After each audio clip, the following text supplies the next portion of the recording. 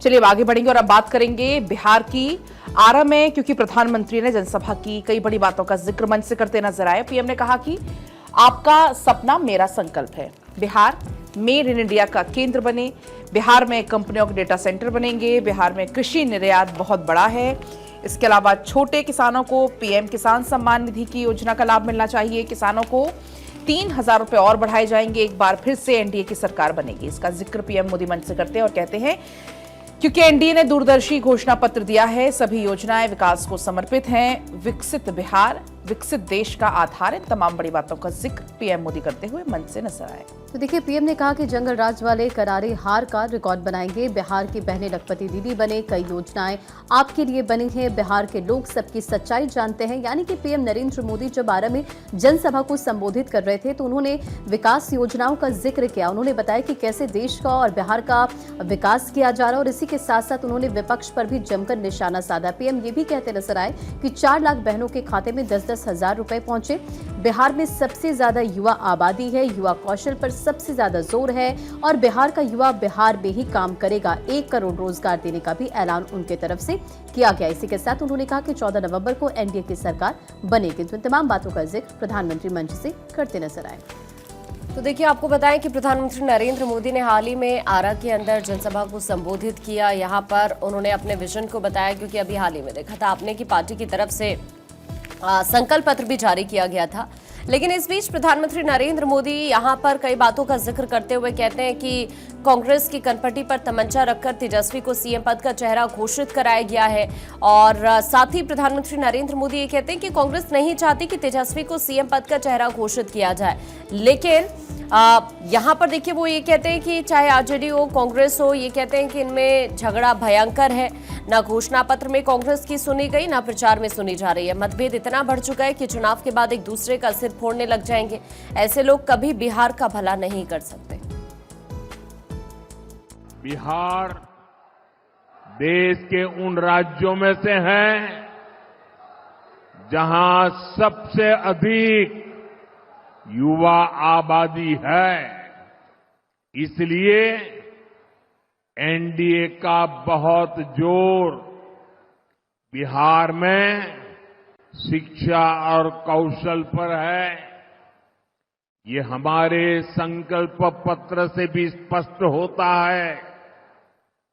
हमारा संकल्प है कि बिहार का युवा, सुनिए दोस्तों, हमारा संकल्प है बिहार का युवा बिहार में ही काम करेगा, बिहार का नाम करेगा।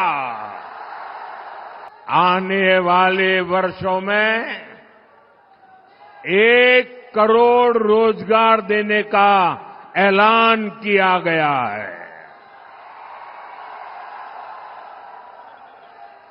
और सिर्फ ऐलान किया ऐसा नहीं है, ये कैसे होगा इसका प्लान भी जनता जनार्दन के सामने रख दिया गया है। अब आगे बढ़ते हैं। बिहार के आरा में प्रधानमंत्री नरेंद्र मोदी विरोधियों पर निशाना साधते हुए नजर आते हैं। कहते हैं कि आरजेडी और कांग्रेस में विवाद है। आरजेडी ने कांग्रेस की कनपटी पर कट्टा रखकर सीएम पद की उम्मीदवारी छीनी है। प्रधानमंत्री नरेंद्र मोदी इस बात का जिक्र करते हैं कि कांग्रेस तेजस्वी के नाम पर नहीं थी सहमत। बंद कमरे में गुंडागर्दी का खेल हुआ। जंगल राज वाले हार का बनाएंगे नया रिकॉर्ड।